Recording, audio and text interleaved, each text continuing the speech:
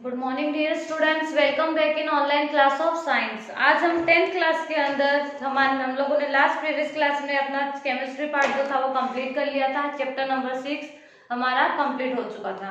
आज हम 10th class के अंदर चैप्टर नंबर 12 स्टार्ट करेंगे। चैप्टर्स नेम है मेन नेचुरल रिसोर्सेज, है ना, जो मतलब नेचुरली रिसोर्सेज होते हैं। अब आप नेचुरली मीन्स होता है जो कुदरती जो चीजें हमें मिलती है। अब रिसोर्सेज का क्या होगा, जो चीजें हमें हमारे पास आ रही है, जैसे एनर्जी हो गए, सॉरी सनलाइट हो गई, एयर, वाटर, प्लांट्स, एनिमल्स, मतलब जितनी भी नेचर्स के अंदर नेचुरली चीजें प्रेजेंट है एज अ रिसोर्सेज के लिए हम क्या करते हैं, उन्हें यूज करते हैं। वो क्या हो गए हमारे मेन नेचुरल रिसोर्सेज, है ना। अब फर्स्ट क्या है मीनिंग ऑफ नेचुरल रिसोर्सेज की, नेचुरल रिसोर्सेज इसको बोलेंगे, ठीक है। हमारे पास varieties of living and non living things होती है। लिविंग थिंग तो हम सबको पता है कि लिविंग थिंग किसको बोलते हैं, प्लांट्स, एनिमल्स, माइक्रो ऑर्गेनिज्म, सब किसमें इंक्लूड होते हैं, लिविंग थिंग्स में। नॉन लिविंग थिंग्स में क्या आएगा, air, light, soils, water, temperature, है ना, ये सब क्या है, नॉन लिविंग थिंग ऑर्गेनिज्म, ठीक है, जो है हमारे नेचुरल रिसोर्सेज है। अब इसमें बायोटिक एंड अबायोटिक भी आता है। बायोटिक वो होता है that is a factor, biotic factor, non abiotic factor, मतलब बहुत सारी चीजें इस चैप्टर में हम क्या करेंगे, स्टडी करेंगे। तब सबसे पहले हम स्टडी करते हैं कि मीनिंग ऑफ रिसोर्सेज, है ना, नेचुरल रिसोर्सेज की मीनिंग क्या होती है। एक तो वो होता है कि हम डायरेक्टली एक मतलब बहुत सारे ऐसे ऑब्जेक्ट है जिनको हम डायरेक्टली और इनडायरेक्टली क्या करते हैं, यूज्ड करते हैं by the human is called resources, है ना। Every object that is used directly or indirectly by human is called resources. Of that the resources that are by receiving from nature which are used directly without making any change is called as natural resources. अब natural resources की meaning ये है कि किसी भी objects को हम क्या कर रहे हैं, डायरेक्टली यूज करेंगे विदाउट एनी चेंजेस, उसमें किसी भी तरीके की कोई भी तब्दीली नहीं करते हुए उसको हम डायरेक्ट यूज कर रहे हैं, तो उसे क्या बोलेंगे, नेचुरल रिसोर्सेज, है ना।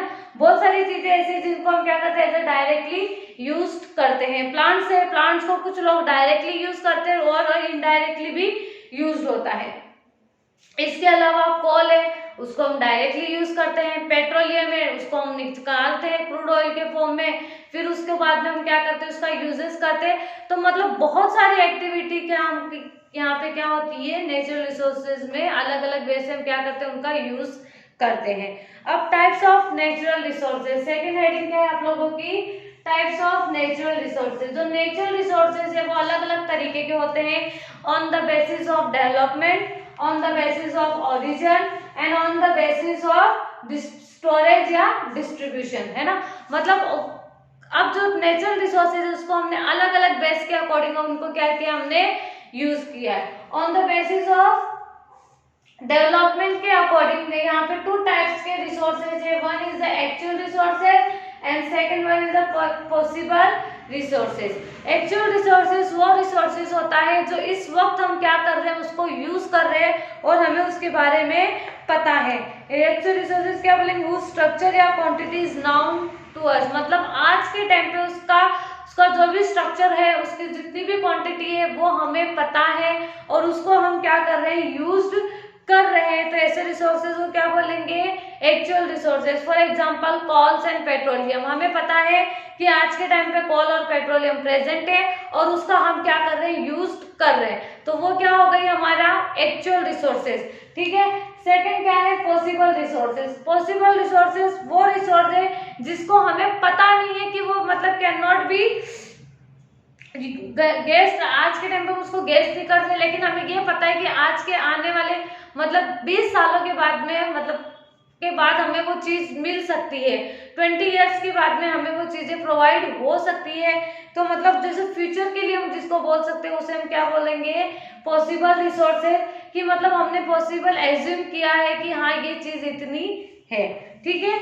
उसके बाद में नेक्स्ट है on the basis of origin, है ना। On the basis of origin में क्या आता है, बायोटिक एंड अबायोटिक। बायोटिक किसको बोलते हैं, लिविंग थिंग, जितने भी लिविंग थिंग्स है, living things are called abiotic, biotic resources, example plants, animals and human etcetera.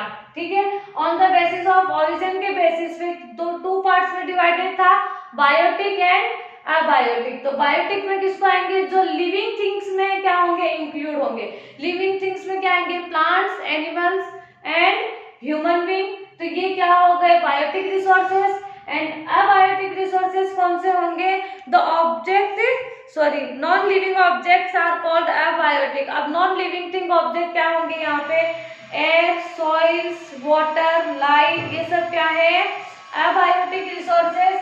ठीक है, ये अबायोटिक में आएंगे, इसमें आएगा plants, animals and human being.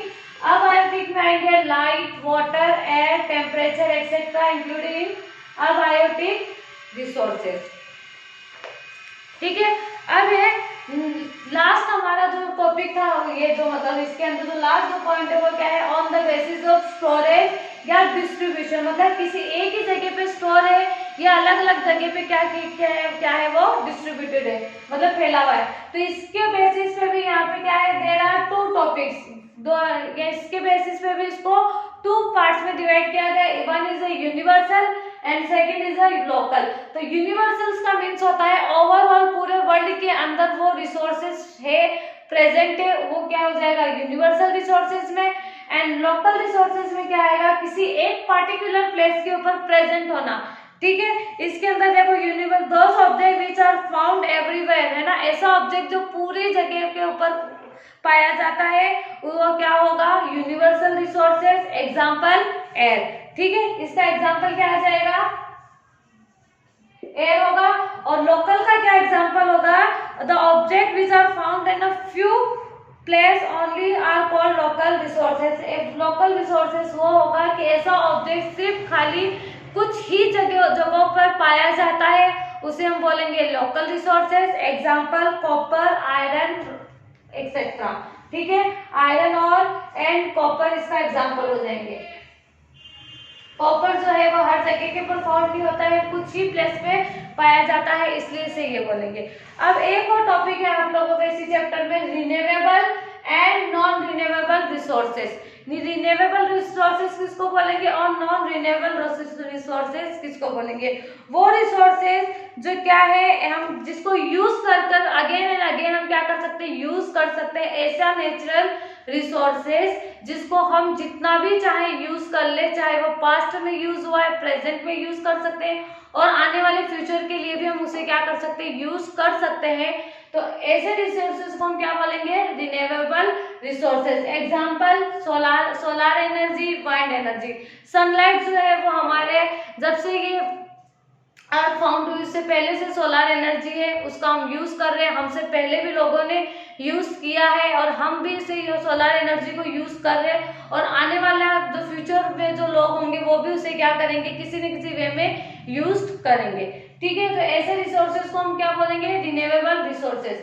Non renewable resources किसको बोलेंगे, वो रिसोर्सेज जो क्या है लिमिटेड स्टॉक में है और काफी वक्त उन्हें लगता है बनने के लिए। For example coal and petroleum. Coal और पेट्रोलियम ऐसे नेचुरल रिसोर्सेज है जिन्हें बनने के लिए, जिन्हें फाउंड मतलब प्रिपेयर होने के लिए, फॉसिल फ्यूल जिसको हम बोलते हैं, मिलियंस ऑफ ईयर्स तो इन्हें बनने के लिए लगता है, कंप्लीट होने के लिए लगता है। और ये भी क्या होते हैं, लिमिटेड स्टॉक है। मतलब आज ये पेट्रोल और जो कोल है वो मतलब पहले भी था, हमारे पास्ट में था, लोगों ने यूज किया और हम जब भी इसको क्या कर रहे हैं, यूज कर रहे हैं। लेकिन ये क्या है, लिमिटेड क्वांटिटी में है, हम जितना यूज करते हैं। आज के टाइम पे हमें क्यों कहा जाता है कि कंजर्व द फ्यूल्स, है ना, कंजर्वेशन ऑफ फ्यूल्स। क्यों, वो इसीलिए कहा जाता है कि जितना हम कोल और पेट्रोलियम को क्या करेंगे, कंजर्व करेंगे, तो आने वाली जो जनरेशन होगी, जो फ्यूचर में जो लोग होंगे वो उन्हें क्या कर सकते हैं, यूज कर सकते हैं। तो ये क्या है, लिमिटेड स्टॉक में पाया जाता है और काफी वक्त उसे लगता है बनने के लिए, कंप्लीट होने के लिए। तो ऐसे रिसोर्सेज को हम बोलेंगे नॉन रिन्यूएबल रिसोर्सेज। ठीक है स्टूडेंट्स, मैंने आप लोगों को यहाँ पे 2 टॉपिक्स क्लियर किए हैं, meaning of natural resources and types of natural resources. And second unit, third unit जो लास्ट इसकी जो आगे का जो कंटिन्यू यूनिट है वो हम क्या करेंगे, अपने नेक्स्ट क्लास में कंटिन्यू करेंगे। तब तक के लिए students stay home, stay safe and bye.